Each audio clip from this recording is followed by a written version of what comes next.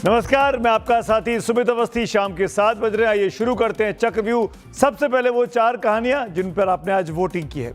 सबसे पहले कहानी, प्रधानमंत्री नरेंद्र मोदी के इजराइल दौरे से असदुद्दीन ओवैसी को क्यों मिर्ची लगी है। इस खबर को 14% लोगों ने देखना चाहा है। दूसरी खबर थी कि मायावती की पार्टी बीएसपी के एमएलए उमाशंकर सिंह के ठिकानों पर छापेमारी हुई है। अब उस पर पॉलिटिक्स बहुत तेज हो गई है। क्या है छापेमारी के पीछे की राजनीतिक कहानी? इस खबर को 22% लोगों ने देखना चाहा है। विस्तार से आगे बात करते हैं। अफगानिस्तान पाकिस्तान बॉर्डर पर तालिबान के हमलों से कैसे खत्म होने वाला है जनरल मुनीर का खेल। 31% दर्शकों ने इसे अपना वोट दिया है।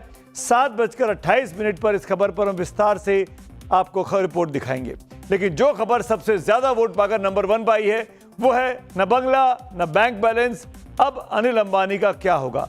मकान कुर्क हो रहा है, अब अनिल अंबानी कहां रहेंगे। इस खबर में लोगों की बहुत दिलचस्पी है। 33% लोगों ने इस खबर को नंबर 1 बनाया है। तो जैसा आपने चाहा है वैसा ही हम करते हैं। शुरुआत इसी खबर से आज करते हैं। अंबानी बस नाम ही काफी है, लेकिन यह नाम इस वक्त हेरा फेरी में बदनाम हो रहा है। अनिल धीरूभाई अंबानी के कारण जो कभी अरबों खरबों में खेलते थे, आज जांच एजेंसियों के दर पर मारे मारे फिर रहे हैं। हजारों करोड़ का कर्ज, मनी लॉन्ड्रिंग केस में एक्शन, आलिशान बंगला कुर्क, और इन सबको देखकर तो यही कहा जा सकता है कि क्या से क्या हो गया देखते देखते।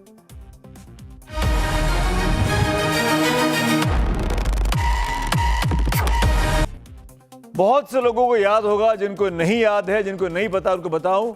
आज से करीब 50 साल पहले एक फिल्म हिंदी में सुपर हिट हुई थी, नाम था दीवार। सुपरस्टार अमिताभ बच्चन का करियर उसने बदल दिया था।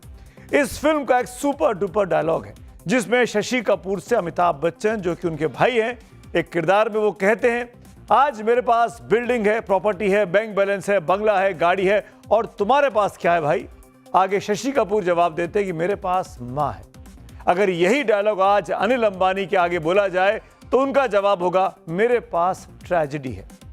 जी हां, ईडी के सामने पेश होने की ट्रेजेडी, मनी लॉन्ड्रिंग के आरोप में जांच की ट्रेजेडी, 3,716 करोड़ रुपए के आशियाने अबोर्ड के कुर्क हो जाने की ट्रेजेडी, अरबों के लोन में हेरा फेरी के आरोपों की ट्रेजेडी। यानी ट्रेजेडी ही ट्रेजेडी आज अनिल अंबानी का दूसरा नाम बन गई है। अनिल अंबानी के साथ जुड़ी ट्रेजेडी का सिलसिला बहुत लंबा है। आज की तारीख अनिल अंबानी की ट्रेजेडी को और बढ़ाने वाली तारीख बन गई है। आज सुबह करीब 11 बजे अनिल अंबानी दिल्ली में ईडी यानी प्रवर्तन निदेशालय के सामने पेश हुए। ईडी के ऑफिस में दाखिल होते हुए उनकी ये तस्वीरें आज वायरल हैं, नेशनल हेडलाइंस बनी हुई हैं। वजह थी उनके खिलाफ मनी लॉन्ड्रिंग केस और उस केस में चल रही ईडी की जांच।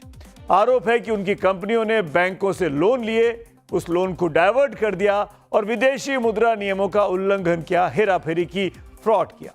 सीबीआई ने साल 2019 में उनके खिलाफ पहली एफआईआर दर्ज की थी, जिसके आधार पर ईडी अब इस मामले की जांच कर रही है।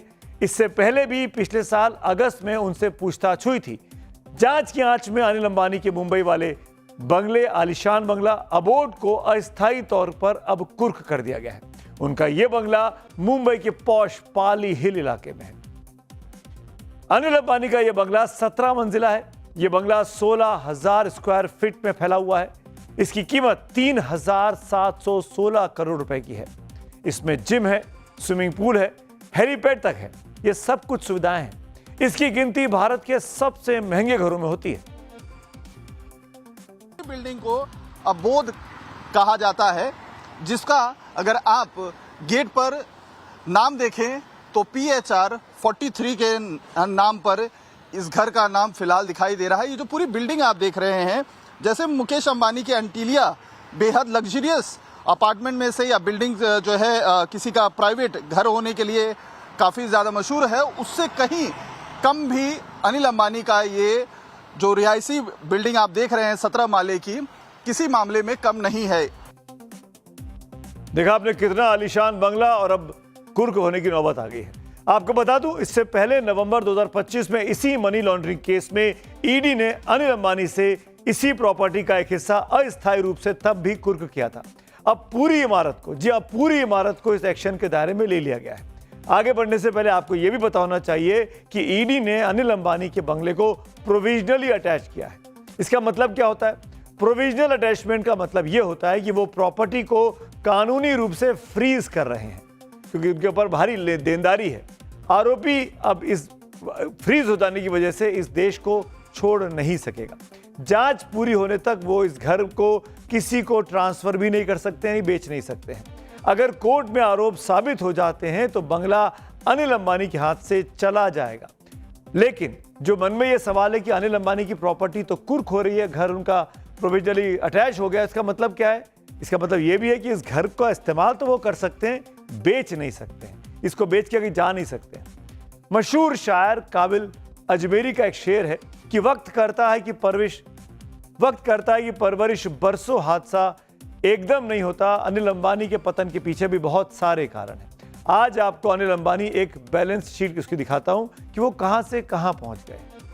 2008 में दुनिया के सबसे अमीर लोगों की फोर्ब्स लिस्ट में अनिल अंबानी 6वें नंबर पर थे। उस वक्त अनिल अंबानी की नेटवर्थ 42 बिलियन डॉलर यानी करीब करीब 1.75 लाख करोड़ रुपए की थी। तब वो अपने बड़े भाई मुकेश अंबानी से भी ज्यादा अमीर थे, यानी करीब करीब 20 साल पहले मुकेश अंबानी पीछे थे, अनिल अंबानी आगे थे। आज हालत यह है कि 2020 में अनिल अंबानी ने खुद को दिवालिया घोषित कर दिया और आज वो ईडी की जांच के दायरे में है।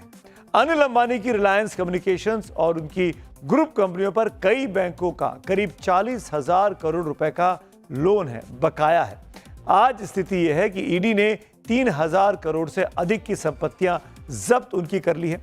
अनिल अंबानी के मनी लॉन्ड्रिंग केस को ED prevention of money laundering act यानी PMLA के तहत जांच कर रही है। यह मामला उनकी कंपनी रिलायंस कम्युनिकेशंस, आरकॉम और अनिल धीरूभाई अंबानी ग्रुप यानी ADAG की कंपनियों से जुड़े कथित बैंक फ्रॉड, लोन फ्रॉड से जुड़े हुए हैं। अनिल अंबानी की इन कंपनियों ने देशी और विदेशी बैंकों से भारी कर्ज लिया था, लेकिन कथित तौर पर लोन का गलत इस्तेमाल किया गया। आरोप लगे हैं कि बैंक लोन का गबन और डायवर्जन भी किया गया। इसके साथ ही उन पर धोखाधड़ी, साजिश, सार्वजनिक धन का दुरुपयोग करने के भी आरोप लगे, यानी लोन लिया गया किसी और प्रोजेक्ट पर और खर्चा कहीं और कर दिया गया और वो चुकाया नहीं गया। इसके साथ ही हाल ही में अनिल अंबानी का नाम अगर आपको याद हो तो जो आजकल चर्चित है एक नाम, वो एप्स्टीन फाइल्स का है। उस एप्स्टीन फाइल्स में भी अनिल अंबानी का नाम आया है। वो जाके इस कथित विवादित शख्सियत जेफरी एप्स्टीन से मिले भी थे और ये क्यों मिले थे, किस सिलसिले में मिले थे, ये नाम भी अब ये फाइलें भी खुलकर धीरे धीरे सामने आती जा रही हैं। तो अनिल अंबानी पर शिकंजा कसता जा रहा है। अब आपको बता देते हैं आखिरकार अनिल अंबानी अर्श से फर्श तक कैसे पहुंचे। पहली बात, वो कर्ज पर कर्ज लेते चले गए। पावर प्रोजेक्ट्स हो, टेलीकॉम हो, इंफ्रा हो, एंटरटेनमेंट प्रोजेक्ट्स के लिए उन्होंने भारी भरकम कर्जा लिया जिसको वो चुका नहीं पाए। दूसरी गलती उनकी ये हुई कि टेलीकॉम में गलत दांव लगा दिया। उनकी कंपनी आरकॉम ने CDMA टेक्नोलॉजी पर दांव लगाया जबकि बाजार GSM की तरफ जा रहा था। रिलायंस पावर प्रोजेक्ट में देरी होती चली गई और कॉस्ट ओवररन हो गया। कर्ज बढ़ता गया, रेवेन्यू उनके पास आया नहीं। इंटरटेनमेंट में उन्होंने एडलैब्स को खरीदा लेकिन यहां भी उनको घाटा झेलना पड़ा। डिफेंस, फिल्म प्रोडक्शन, हर जगह हाथ आजमाए लेकिन कोई भी बिजनेस कमाल नहीं कर पाया। 2019 में एरिक्सन को पेमेंट ना करने पर सुप्रीम कोर्ट ने अनिल अंबानी को जेल भेजने की तक की धमकी दी थी। 2020 में लंदन की कोर्ट में चीन के बैंकों के 716 मिलियन डॉलर के केस में अनिल अंबानी ने हलफनामा दिया। मेरी नेटवर्थ जीरो है, मैं कुछ भी नहीं रखता हूं, मेरे खर्चे मां और पत्नी उठाती है। यह उनका हलफनामा है कोर्ट में। ये वही अनिल अंबानी है जिन्होंने कभी कहा था कि दुनिया के लिए भले 1 और 1 11 होता हो, लेकिन मेरे लिए 1 और 1 का मतलब 111 है, यानी मिडास टच है उनके पास।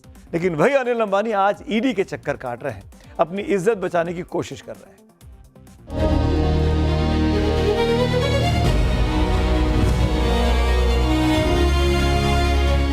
कभी मुंबई की रातें जिनके नाम से जगमगाती थीं, आसमान में प्राइवेट जेट, समंदर में यॉट, सड़क पर लग्जरी कारों का काफिला, कॉर्पोरेट पार्टियों की चमक और कैमरों की फ्लैशलाइट्स में मुस्कुराता एक चेहरा, अनिल अंबानी। सूट बूट में सजी वो शख्सियत जिन्हें कभी कॉर्पोरेट रॉक स्टार कहा गया, दुनिया के टॉप अमीरों की लिस्ट में नाम शामिल हो गया। 2005 में जब रिलायंस ग्रुप का बंटवारा हुआ तो लगा था कि भारत के कॉर्पोरेट वर्ल्ड में एक नई फिल्म शुरू हुई है। बड़े भाई मुकेश अंबानी को तेल और गैस का कारोबार मिला और अनिल टेलीकॉम, पावर और इंफ्रास्ट्रक्चर के superstar. Share market Anil Ambani के लिए तालियां बजा रहा था। उनकी कंपनी के आईपीओ इतिहास रच रहे थे और दौलत आसमान छू रही थी। क्या नहीं था अनिल अंबानी के पास? अनिल अंबानी की औकात इतनी थी कि अपनी पत्नी टीना अंबानी को गिफ्ट में एक लग्जरी यॉट दिया था। उनका नाम रखा था तियान, जो टीना और अनिल अंबानी के नाम के लेटर से बना था। तब करोड़ों का वो यॉट समंदर पर राज करता था। पार्टी, सेलिब्रिटी गेस्ट्स, चमक दमक, अनिल अंबानी की जिंदगी में सब कुछ था। लेकिन हर चमकती कहानी में एक ट्विस्ट होता है। वही अनिल अंबानी की जिंदगी में घटा। तेजी से बढ़ता कर्ज, बदलता बाजार, गिरते शेयर और कोर्ट कचहरी के चक्कर। एक वक्त ऐसा भी आया जब लंदन की अदालत में अनिल अंबानी ने कहा, मेरी नेटवर्थ शून्य है। जो अनिल अंबानी कभी अरबों के मालिक थे, आज जांच एजेंसियों के सवालों के घेरे में है। शान और शौकत से भरी वो जिंदगी आज अनिश्चित भविष्य के भंवर में फंसी दिख रही है। अनिल अंबानी की कामयाबी की धमक जितनी दूर तक सुनाई दी, आज उनके गिरावट की गूंज ठीक वैसी ही सुनाई दे रही है। सवाल बस इतना है, क्या ये अनिल अंबानी के रियल लाइफ का इंटरवल है, क्लाइमैक्स है, या फिर अमीरी का दी एंड है? और अब आज की अगली खबर। आखिरकार सुप्रीम कोर्ट की एक और कड़ी फटकार के बाद एनसीईआरटी को माफी मांगते हुए आज बैकफुट पर आना पड़ा। कल हमने कहानी तफसील से आपको दिखाई थी। आज इस कहानी में एक नया चैप्टर जुड़ गया है एनसीईआरटी की इस कथित विवादित किताब में। सुप्रीम कोर्ट ने आज न्यायपालिका में भ्रष्टाचार चैप्टर वाली एनसीईआरटी की नई किताब को बैन कर दिया। सुप्रीम कोर्ट ने सरकार से इस चैप्टर को लिखने वाले राइटर्स और सिलेबस में शामिल करने वाले अधिकारियों के नाम पूछे हैं ताकि उनके खिलाफ कड़ी कार्रवाई की जा सके। रामचरितमानस में तुलसीदास जी ने एक चौपाई में लिखा है, भय बिन होय न प्रीत, यानी जो काम कई बार अनुरोध या विरोध से नहीं होता वो एक डांट से हो जाता है। आज एनसीईआरटी के साथ सुप्रीम कोर्ट की सुप्रीम जज की अदालत में कुछ ऐसा ही हुआ है। दरअसल एनसीईआरटी ने कक्षा 8 की सोशल साइंस की किताब में एक नया चैप्टर न्यायपालिका में भ्रष्टाचार जोड़ा था। इसे देखकर chief justice of India Suryakant ने कड़ी आपत्ति जताई और एनसीईआरटी को फटकार लगाते हुए इसे एक सोची समझी साजिश बताया। सीजेआई सूर्यकांत ने इस पूरे मामले पर सुओ मोटो यानी स्वतः संज्ञान लिया और 3 जजों की बेंच ने इस पर आज भी सुनवाई की। इसमें आज कोर्ट का रुख बहुत ही तीखा था, तल्ख था, डांटने वाला था। सुप्रीम कोर्ट के चीफ जस्टिस काफी नाराज दिखाई दे रहे थे। पूरे शिक्षा विभाग से एनसीईआरटी थे। एनसीईआरटी के डायरेक्टर और एजुकेशन सेक्रेटरी को अवमानना का नोटिस भी आज सुप्रीम कोर्ट में दे दिया गया है। सूत्रों के मुताबिक इस मामले पर पीएम मोदी ने 2 दिन पहले नाराजगी जताई। आज जब सुप्रीम कोर्ट की तीखी टिप्पणी सामने आई तो देर शाम होते होते खबर सूत्रों के हवाले से आई कि प्रधानमंत्री भी 2 दिन पहले जो कैबिनेट की बैठक हुई थी मंगलवार को, उसमें बहुत नाराज हुए थे। 24 फरवरी को यानी मंगलवार को ही कैबिनेट की बैठक में पीएम मोदी ने एनसीईआरटी के मामले पर नाराजगी जताई थी। इस बैठक में पीएम ने कहा था कि कक्षा 8 के बच्चों को जुडिशियल करप्शन पर हम क्या पढ़ा रहे हैं। सूत्रों के मुताबिक पीएम मोदी ने पूछा था कि एनसीईआरटी का यह मामला कौन देख रहा है, यानी जिस मामले पर सुप्रीम कोर्ट ने आज फटकार लगाई उस पर 2 दिन पहले पीएम मोदी अपनी कैबिनेट में नाराजगी जाहिर कर चुके थे। इसके बाद भी शिक्षा मंत्री धर्मेंद्र प्रधान इस मामले को संभाल नहीं पाए। इस पूरे मामले में एनसीईआरटी और शिक्षा विभाग की बहुत ज्यादा आलोचना हो रही है। सुनिए अब शिक्षा मंत्री देश के क्या कह रहे हैं। न्यायपालिका को कोई भी असम्मान करने का कोई उद्देश्य ही नहीं था। सरकार के उसमें कतई उद्देश्य नहीं था। जो घटना हुई है उसको हम गंभीरता से लेते हैं। एनसीईआरटी के ऊपर उसको और इंक्वायरी किया जाएगा। जो भी व्यक्ति उसमें से उस किताब को बनवाने में, उस चैप्टर को बनवाने में संलग्न है, उनके ऊपर कार्रवाई की जाएगी और आगे ये गलती ना हो, हम न्यायपालिका को आश्वस्त करते हैं। धर्मेंद्र प्रधान का ऐसा ही बयान हमने कुछ 2-3 हफ्ते पहले सुना था यूजीसी को लेकर। तब उन्होंने कहा था हम समझा नहीं पाए। आज भी वो ऐसी बात करते हुए दिखाई दे रहे हैं। धर्मेंद्र प्रधान और उनके मंत्रालय पर लगातार कई सवाल खड़े हुए हैं। एनसीईआरटी वैसे तो शिक्षा मंत्रालय के तहत आती है, लेकिन इतने बड़े फैसले से शिक्षा मंत्री धर्मेंद्र प्रधान को अनजान रखा गया। हालांकि ये बात कही जा रही है कि अब वो कार्रवाई करेंगे। अब आपको ये भी जानना चाहिए कि आखिरकार एनसीईआरटी को बैकफुट पर क्यों आना पड़ा। इसे समझने के लिए कि आज कोर्ट रूम में क्या हुआ, ये आपको ग्राफिक्स जरूर देखने चाहिए। सबसे पहले सीजीआई सूर्यकांत ने नई किताब के प्रकाशन और डिजिटल प्रसार पर पूरी तरीके से बैन लगा दिया। एनसीईआरटी की किताब है, बच्चों को स्कूल में पढ़ाया जाना है, कोर्ट कह रहा है कि इसको बैन कर दो। कोर्ट ने कहा कि जिन स्कूलों तक ये किताब पहुंच चुकी है वहां से हटाने की जिम्मेदारी व्यक्तिगत रूप से एनसीईआरटी के डायरेक्टर और स्कूल के प्रिंसिपल की होगी। सुप्रीम कोर्ट ने एनसीईआरटी निदेशक को निर्देश दिया कि विवादित चैप्टर तैयार करने में शामिल व्यक्तियों के नाम और उनकी योग्यता कोर्ट के सामने पेश की जाए। यानी कोर्ट कितना नाराज था। कोर्ट ने उस मीटिंग को भी डिटेल मांगी जिसमें इस चैप्टर को फाइनल किया गया था। इस दौरान सरकार के वकील यानी सॉलिसिटर जनरल तुषार मेहता ने यह दलील दी कि जिन्होंने ये 2 चैप्टर तैयार किए वो अब कभी भी एनसीईआरटी या किसी मंत्रालय के साथ काम नहीं करेंगे। कोर्ट नाम पूछ रहा है, सरकार के सबसे बड़े वकील कह रहे हैं कि अब वो कभी काम नहीं करेंगे, नाम नहीं बताएगा। इस पर सीजीआई सूर्यकांत ने कहा कि तब तो ये बहुत आसान हो जाएगा कि वो बिना सजा के छूट जाए। यानी सीजीआई सजा देने के मूड में है। आगे सीजीआई ने तीखी टिप्पणी की और कहा कि चैप्टर बनाने वालों ने गोली चलाई है। आज न्यायपालिका लहूलुहान हो गई है। अब अगली सुनवाई इस मामले की 11 मार्च को होगी। आगे बढ़ने से पहले आपको बार काउंसिल ऑफ इंडिया के अध्यक्ष मनन मिश्रा का एक बयान सुनवाते हैं। आज कोर्ट में क्या हुआ। ये वही मनन मिश्रा हैं जो भारतीय जनता पार्टी के लिए बैटिंग करते हैं और अभी राज्यसभा के सांसद भी हैं। उनका कहना था कि ये किसी छोटे मोटे अनभिज्ञता से, इग्नोरेंस से नहीं हो सकता है। इसके पीछे कुछ गहरी साजिश लग रही है, कोई षड्यंत्र लग रहा है। तो वैसी स्थिति में मामले का जांच होना चाहिए, किसने ऐसा किया। एक अपोलॉजी, सिंपल अपोलॉजी से भी माननीय न्यायालय ने कहा कि उससे काम नहीं चलेगा। जो भी लोग इन्वॉल्व्ड हैं उनको जो सजा होनी चाहिए या जो उनके खिलाफ एक्शन होना चाहिए वो होगा। आज कोर्ट में सीजीआई सूर्यकांत ने एक बार फिर कहा कि यह पूरा मामला न्यायपालिका को बदनाम करने की गहरी और सुनियोजित साजिश है। सीजीआई सूर्यकांत की नाराजगी को देखते हुए आज सरकार के वकील तुषार मेहता ने कहा कि सबसे पहले एनसीईआरटी की गलती के लिए खेद व्यक्त करता हूं, लेकिन चीफ जस्टिस सूर्यकांत ने कहा कि एनसीईआरटी की प्रेस विज्ञप्ति में माफी का एक भी शब्द नहीं है। मामले को संभालते हुए तुषार मेहता ने कहा कि नई किताबें वापस मंगा ली गई हैं। सीजीआई ने तब कहा कि हम गहराई से जांच चाहते हैं, हमें यह पता लगाना होगा कि इसके लिए कौन जिम्मेदार है। हम इस मामले को ऐसे ही बंद नहीं करेंगे।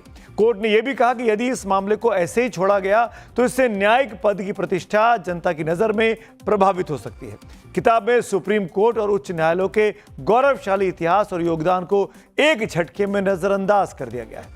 कानून के जानकार भी मानते हैं कि एनसीईआरटी के इस चैप्टर को सिलेबस में शामिल करना कोई सामान्य बात या रूटीन प्रोसेस नहीं है। सुनिए कानून के जानकार अब क्या कहते हैं। जुडिशियरी पे अरियर्स और करप्शन के बारे में पहले तो शायद एनसीईआरटी में था नहीं, तभी तो सिर्फ हमें यही बताया जाता था कि ये संसद में कानून बनते हैं, उसकी इंटरप्रिटेशन जुडिशियरी के पास आता है। ये सब तो सभी एनसीईआरटी बुक्स में है। पर जुडिशियल करप्शन को एक स्पेसिफिक चैप्टर या स्पेसिफिक कुछ हेडिंग्स देना, ये तो मैं समझता हूं कि बगैर किसी की सोच और समझ ये ऐसा हो नहीं सकता। और ये चक्रव्यूह में आगे बढ़ते हैं। बात बीएसपी के एकमात्र विधायक हैं उत्तर प्रदेश में उमा शंकर सिंह, उन पर इनकम टैक्स के छापे पड़े हैं। अब इस पर राजनीति जमकर हो रही है। देखिए,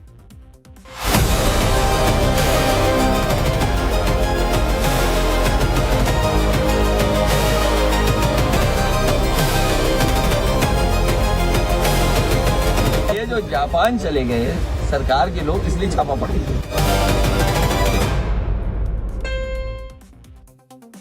मायावती के एमएलए हैं, सीएम जापान गए हुए हैं, क्या है आपस में कनेक्शन, आइए समझते हैं। लखनऊ में बीएसपी के एकमात्र विधायक, यूपी के विधायक हैं लखनऊ के बीएसपी के एकमात्र उमा शंकर सिंह के लखनऊ के इनकम टैक्स उनके घर पर छापा मारा है।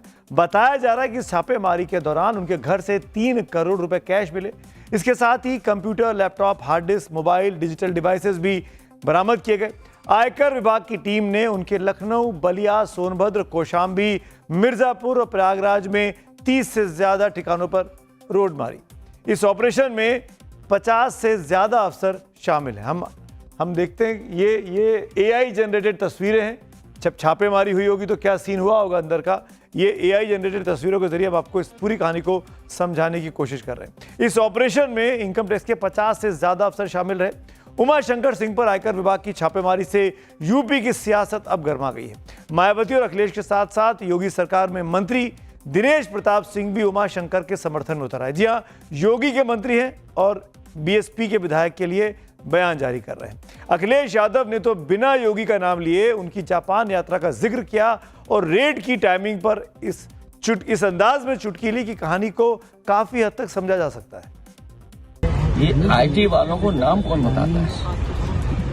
और उनके यहाँ छापा इसलिए पड़ा है कि कुछ लोग जापान गए हुए हैं। अगर वो जापान न गए होते तो शायद छापा न पड़ता, क्योंकि पुलिस पता लग जाती, पुलिस लीक कर देती, जानकारी मिल जाती। तो ये जो जापान चले गए सरकार के लोग, इसलिए छापा पड़ गया। BSP के विधायक पे छापा पड़ा है। बीजेपी के मंत्री उनके समर्थन में बयान दे रहे हैं। अखिलेश यादव के चेहरे पे मुस्कुराहट है, चुटकी ले रहे हैं। अखिलेश यादव आखिर कहना क्या चाहते हैं? क्यों अखिलेश यादव कह रहे हैं कि अगर CM योगी जापान यात्रा पर नहीं होते तो शायद छापा नहीं पड़ता? अखिलेश इशारों में ही सही उमाशंकर सिंह को CM योगी का करीबी बताने की कोशिश कर रहे हैं। क्या उमाशंकर सिंह और योगी में कोई कनेक्शन है? खैर छोड़िए, इन सवालों का जवाब तो अखिलेश ही दे सकते हैं। उमाशंकर सिंह की पिछले 2 सालों से कैंसर जैसी गंभीर बीमारी है, वो उससे जूझ रहे हैं। उनका अमेरिका में इलाज भी चल रहा है। ऐसे में इनकम टैक्स छापे को लेकर सवाल खड़े किए जा रहे हैं। मायावती ने सोशल मीडिया पर उसमें ईमानदार बताते हुए उनको लिखा है कि उमाशंकर सिंह पिछले 2 वर्षों से काफी गंभीर बीमारी से जूझ रहे हैं। ऐसी स्थिति में आयकर विभाग को अगर कोई शिकायत मिली थी तो स्वास्थ्य को ध्यान में रखकर पूछताछ होनी चाहिए थी। मायावती ने इसे अति दुर्भाग्यपूर्ण बताया और मानवता के खिलाफ भी बताया। लेकिन इस छापेमारी को लेकर बीजेपी के 2 नेता आपस में भिड़ गए। हालांकि अगर उन्होंने करप्शन किया है और अवैध संपत्ति उनके पास है तो बीमारी बहाना नहीं बन सकती कि छापा ना पड़े। योगी सरकार में उद्यान मंत्री दिनेश प्रताप सिंह उमाशंकर सिंह के रिश्तेदार हैं और इनकम टैक्स की छापेमारी से दिनेश जी अब नाराज हैं। उन्होंने छापेमारी को असंवेदनशील बताते हुए केंद्रीय एजेंसी पर सवाल उठाए हैं। लेकिन बीजेपी प्रवक्ता अशोक पांडे कह रहे हैं कि जांच कराने में डर क्यों लग रहा है? सिर्फ रेड करने का समय ये उचित नहीं था। जो व्यक्ति को खड़ा करने में 3 लोग लगते हो, किसी तरह खड़ा होता हो, जिसकी इम्यूनिटी 80% तक समाप्त हो गई हो, ऐसे व्यक्ति के लिए थोड़ा वक्त देना ही चाहिए था। चाहे हमारे देश और प्रदेश के राजनेता हों, चाहे संस्थाएं हों, सबको पता है कि उमाशंकर सिंह गंभीर बीमारी से बीमार हैं। देखिए, मुझे ऐसे ही कहीं रेट तो पड़ती नहीं। मेरा कहना है कुछ न कुछ क्लू है तो रेट पड़ी है। मेरा कहना है अगर कहीं किसी की कोई जांच हो रही है तो जांच कराने में क्या हर्जा है? इसमें कोई बेइज्जती उसकी बात तो है नहीं। मेरा कहना है वीर प्रताप जी के संबंधी जरूर हैं, लेकिन कहीं कोई बात होगी ऐसे ही कोई दुश्मनी बस तो ये सब करता नहीं। निश्चित तौर पे अगर रेट पड़ी है तो उसकी जांच होनी चाहिए। आप समझ रहे होंगे दिनेश प्रताप सिंह जो कि यूपी की योगी सरकार के मंत्री हैं, वो क्यों बचाव कर रहे हैं उमाशंकर सिंह का। उसकी साफ साफ वजह कि आपस में दोनों की रिश्तेदारी है। कहानी दरअसल ये कि दोनों आपस में समधी हैं। उमाशंकर सिंह के बेटे का विवाह दिनेश प्रताप सिंह की बिटिया से हुआ है।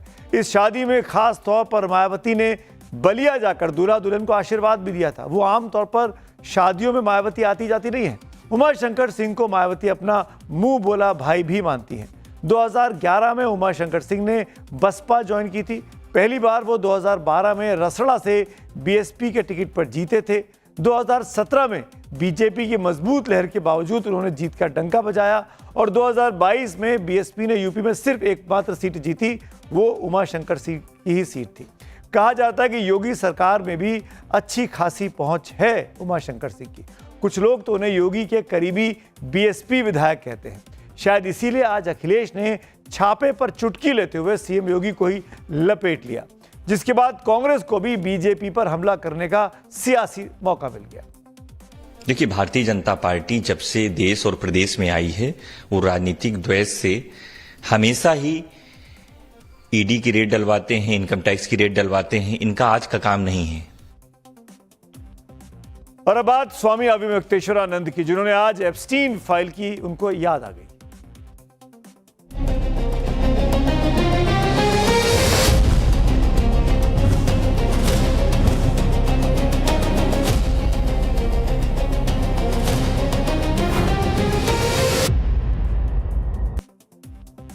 इलाहाबाद हाईकोर्ट में कल स्वामी अविमुक्तेश्वरानंद की अग्रिम जमानत याचिका पर अहम सुनवाई होनी है, लेकिन इससे पहले ही आज शंकराचार्य ने एक और बयान देकर बड़ा धमाका कर दिया। अविमुक्तेश्वरानंद जी ने अपने बचाव में क्या कहा यह आपको आगे बताता हूं, लेकिन उससे पहले आरोप उन पर जिन्होंने लगाया, आशुतोष महाराज ब्रह्मचारी ने क्या बम फोड़ा है ये पहले देख लीजिए। ब्रह्मचारी ने दावा कर दिया कि यूपी के डिप्टी सीएम के इशारे पर शंकराचार्य अविमुक्तेश्वरानंद धरने पर बैठे थे। उन्होंने इसे कुर्सी हथियाने की चाल बताया, लेकिन जब उनसे डिप्टी सीएम का नाम पूछा गया तो उन्होंने कहा कि वो नाम भी वो जल्दी ही बताएंगे। यानी यूपी के सीएम और डिप्टी सीएम के बीच तनातनी की बात अब आशुतोष महाराज कर रहे हैं।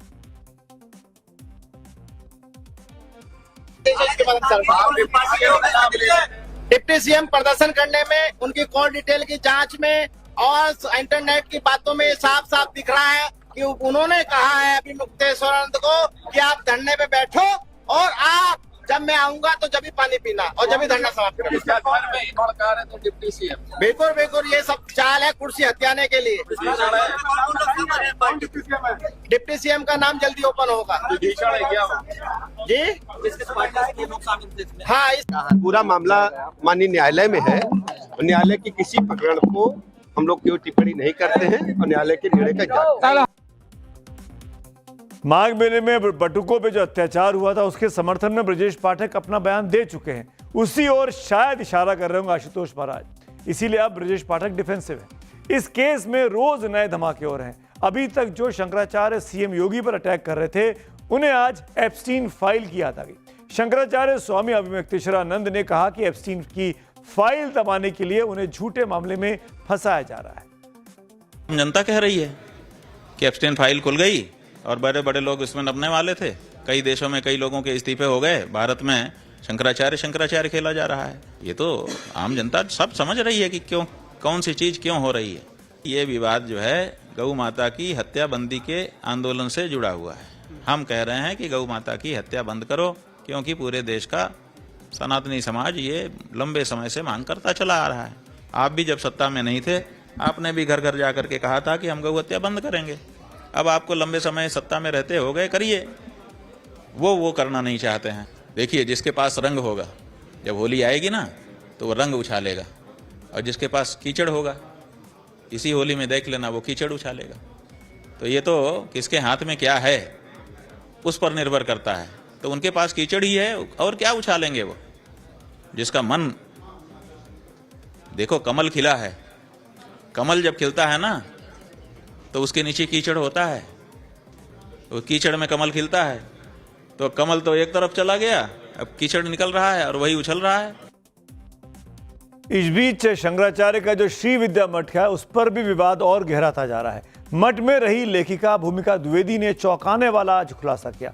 उन्होंने कहा कि उनके आश्रम का माहौल पवित्र नहीं है। उनके मठ में कई सीक्रेट कमरे हैं जहां किसी के भी जाने की मनाही है।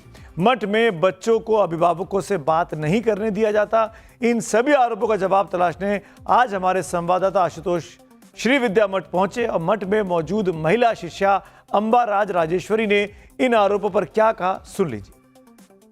इस तरह के आरोप इतने बड़े पद के लिए, इतने बड़े शंकराचार्य जी के लिए, जो स्वयं भगवान शंकर के अवतार हैं, उनके लिए इस तरह के आरोप लगाना ये घोर पाप है। और विधर्मियों को इस बात की थोड़ा शर्म आनी चाहिए कि इतने बड़े आरोप और किसके लिए लगा रहे हैं, थोड़ा तो विचार करते हैं। ये सवाल इसलिए भी खड़े हो रहे हैं क्योंकि इस आश्रम के व्यवस्था को लेकर सवाल उठे हैं। आश्रम को बताया जा रहा शीश महल है, इसके 5वें फ्लोर पर स्विमिंग पूल है, बहुत लग्जरियस व्यवस्थाएं हैं। और ये आरोप यहाँ पर रही एक महिला लेखिका ने, भूमिका द्विवेदी जिसका नाम बताया जा रहा है, उन्होंने लगाए हैं। सबसे पहली बात, यहाँ 5 फ्लोर है ही नहीं, ये बेसमेंट है, फर्स्ट और सेकंड, जहाँ बच्चे पढ़ते हैं, जहाँ गुरुकुल हमारा चलता है, ठीक है। और शीश महल की जो बात है, आप यहाँ दिखाइए, इसको शीश महल कह रहे हैं तो इसका मतलब उन्होंने शीश महल कभी देखा ही नहीं होगा। और आगे बढ़ते हैं, ये बात करते हैं पाकिस्तान की उस तबाही की जिसकी स्क्रिप्ट खुद रावलपिंडी के आका जनरल असीम मुनीर ने लिखी है। अफगानिस्तान पाकिस्तान बॉर्डर पर आग लगी है और डूरंड लाइन पर तालिबान ने फील्ड मार्शल जनरल मुनीर के गुरूर को खाक में मिला दिया। पाकिस्तान और अफगानिस्तान के बीच की जो सीमा है उसको डूरंड लाइन कहते हैं। अब यह महज एक बॉर्डर नहीं बचा बल्कि पाकिस्तान का डेथ जोन बन गई है। अफगानिस्तान के तालिबान फोर्सेज ने पाकिस्तानी सेना के पोस्ट पर जबरदस्त हमला कर दिया है। ताजा मामला अफगानिस्तान के पक्तिया प्रांत के दंड पाटन जिले का है, जहां तालिबानी फौज और पाकिस्तानी सेना के बीच जबरन फायरिंग हुई है। जबरदस्त तरीके से वहां पर हमला चल रहा है। अफगान बॉर्डर के पास के इलाकों में ताबूत पहुंच रहे हैं। कॉफिन पर पाकिस्तान का झंडा साफ दिखाई दे रहा है। पूरे इलाके में मातम पसर गया है और एक के बाद एक कई जनाजे निकल रहे हैं। जाहिर है पाकिस्तान के फील्ड मार्शल और army chief general Asim Munir के तालिबान का यह सबसे बड़ा उनके आज की तारीख में सरदर्द बन चुका है। डूरंड लाइन पर लगातार क्लैश, एयर स्ट्राइक्स और रिटेलियरी अटैक्स ने पाकिस्तान को अंदर से हिला कर रख दिया है। ऐसे में कई सवाल खड़े हो रहे हैं कि क्या तालिबान अब पाकिस्तान के भीतर घुसकर मुनीर की फौज का शिकार कर रहा है? जनरल मुनीर अपनी नाकामियों को छुपाने के लिए और कितने पाकिस्तानी सैनिकों की बलि देंगे? क्या डूरंड लाइन पर छिड़ी ये जंग पाकिस्तान के एक और बंटवारे की शुरुआत हो गई है? क्या पाकिस्तान के कब्जे वाले पख्तून इलाकों में आजादी का बिगुल बज गया है? और सबसे बड़ा सवाल ये कि क्या रावलपिंडी के जनरल अब काबुल के सामने घुटने टेकने को मजबूर हो गए? बड़ी मुसीबत में पाकिस्तान फंसा हुआ है। जाहिर है जनरल मुनीर के दौर में पाकिस्तान की फौज अपने ही बॉर्डर पर अब छिपती फिर रही है। पाकिस्तान और तालिबान के बीच बॉर्डर इलाके में जारी संघर्ष से डूरंड लाइन एक बार फिर से चर्चा में है। 2430 किलोमीटर लंबी है डूरंड लाइन, जिसको आप देख पा रहे हैं मैप पर। ब्रिटिश इंडिया में विदेश सचिव रहे हेनरी मोर्टिमर डूरंड के नाम पर इसका नाम रखा गया। हेनरी डूरंड ने अफगानिस्तान के अमीर अब्दुल रहमान खान के साथ एक समझौता किया था। इस लाइन का पश्चिमी छोर ईरानी सीमा से मिलता है, जबकि पूर्वी छोर चीन की सीमा से। डूरंड लाइन के एक और अफगानिस्तान के 12 प्रांत हैं, जबकि दूसरी ओर खैबर पख्तूनवा, बलूचिस्तान और गिलगिट बाल्टिस्तान जैसे पाकिस्तान और पीओके वाले इलाके हैं। किसी जमाने में डूरंड लाइन को लेकर हुए समझौते को कई अफगान शासकों ने मान्यता दे दी थी। इस समझौते को अफगानिस्तान की पिछली अशरफ गनी सरकार ने भी मान्यता दे रखी है। लेकिन आज की तारीख में अफगानिस्तान पर वो तालिबान काबिज है जिसने अमेरिकी सेना को काबुल खाली करने पर मजबूर कर दिया। लंबी लड़ाई के बाद उस तालिबान का डूरंड लाइन को लेकर स्टैंड बहुत क्लियर है। तालिबान न सिर्फ डूरंड लाइन को फर्जी लाइन मानता है, बल्कि उस पश्तूनिस्तान का खुलकर समर्थन करता है जो पश्तून के प्रभाव वाले इलाके, खासकर खैबर पख्तूनख्वा और बलूचिस्तान के कुछ हिस्सों को मिलाकर एक स्वतंत्र देश बनाने की बात करता है। जाहिर है जनरल मुनीर ने अफगानिस्तान पर जो स्ट्राइक की थी उसने पाकिस्तान के टूटने की एक तरीके से अब नींव रख दी है। आगे बढ़ते हैं अगली कहानी की ओर। अगली खबर भी पाकिस्तान से ही है, जिसे जानकर आपको हंसी भी आएगी, हैरानी भी होगी और आपको लगेगा कि ये तो पाकिस्तान में ही संभव है। इस्लामाबाद हाई कोर्ट का जज तारिक महमूद जहांगीरी की नियुक्ति रद्द कर दी गई है और वजह है उनकी कानून की फर्जी डिग्री। जी हाँ, हाई कोर्ट के जज हैं, फर्जी डिग्री के साथ जज साहब बने हुए थे। जज साहब 5 साल तक हाई कोर्ट में बैठे रहे, फैसले सुनाए। साल 2023 में पूर्व प्रधानमंत्री इमरान खान को गिरफ्तारी से राहत भी दी, लेकिन जज साहब की LLB की डिग्री ही अब फर्जी निकली है। अब इस फर्जीवाड़े की पूरी कहानी समझ लीजिए।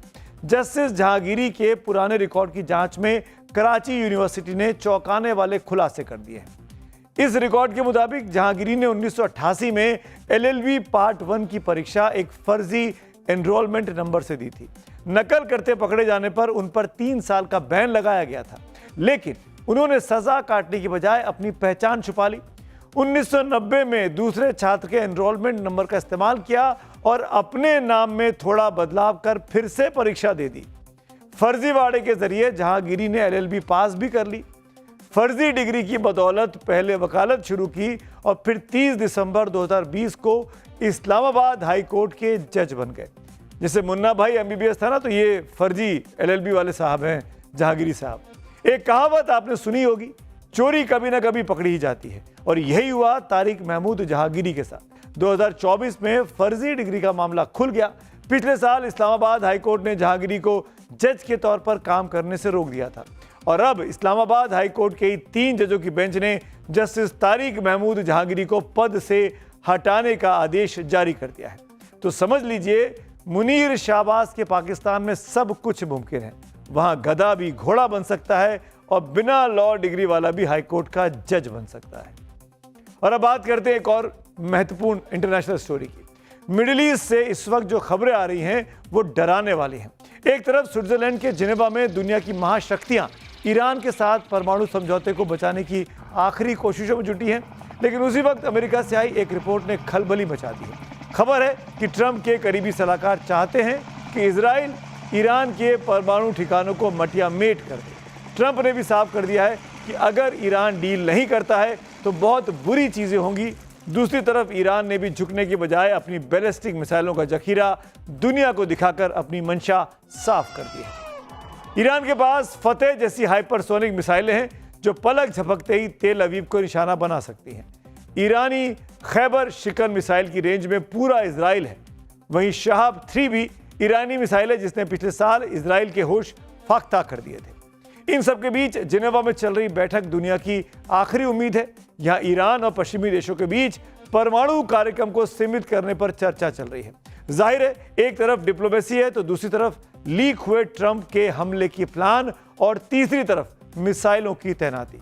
दुनिया के सामने सबसे बड़ा सवाल है कि क्या कूटनीति इस बार बारूद के ढेर को फटने से रोक पाएगी।